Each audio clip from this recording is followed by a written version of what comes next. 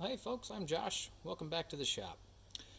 Today I just wanted to show you really quick how I break down a full-size sheet of plywood, a 4x8 sheet of plywood. That's bigger than I like to put on my table saw. I really don't feel comfortable doing that. My table saw is really not that big, and I don't have a sliding table saw or anything like that. So I like to break my sheets down a little bit before I really move them around my shop too much. So usually what I do is I just cut them in half the long ways, so I end up with two by four sheets of plywood. I mean, unless I know that I need a different dimension, I might cut those down a little different. But typically, I just cut them in half. And to do it, the basic supplies are laid out right there. You can see I got just four boards. They could be pretty much anything, but it's got to be about as long as your plywood sheet.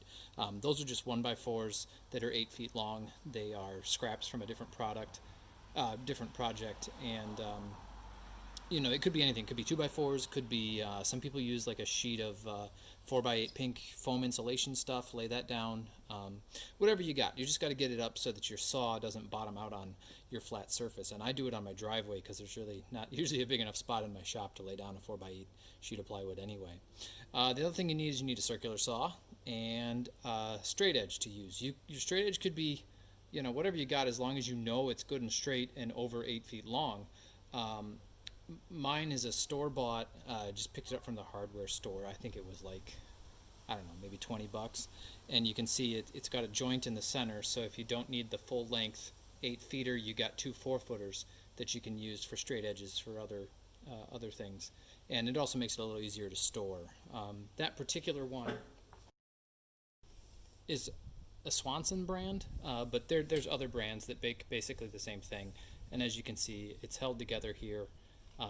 There's a joint right here. You loosen up those thumb screws, and then it slides off, and you have two 4-foot sections. You put the two 4-foot sections together, you got an 8-foot section, and it works well. You run your saw along this edge, and you just have to adjust where you set this based on the offset of your saw blade. So I'll show you how that works. Pretty simple, pretty quick, pretty easy to break down a sheet of plywood to a shape and size that's a lot more usable. I can throw a 2-foot by 4-foot sheet on my table saw and feel pretty confident in that and get a nice straight cut. But this gets it to the next step. So here we go.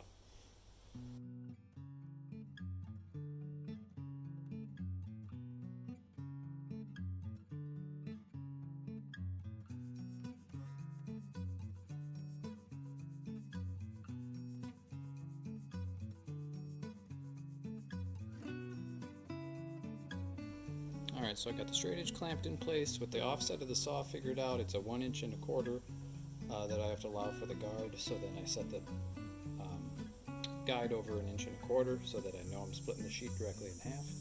And the only other thing you got to do is you got to make sure that you don't cut your boards underneath.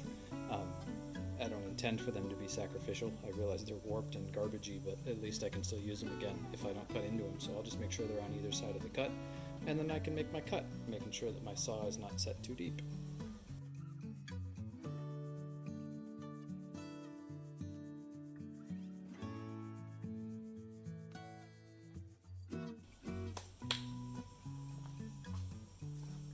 There you go. Two perfect tabs. Thanks for watching.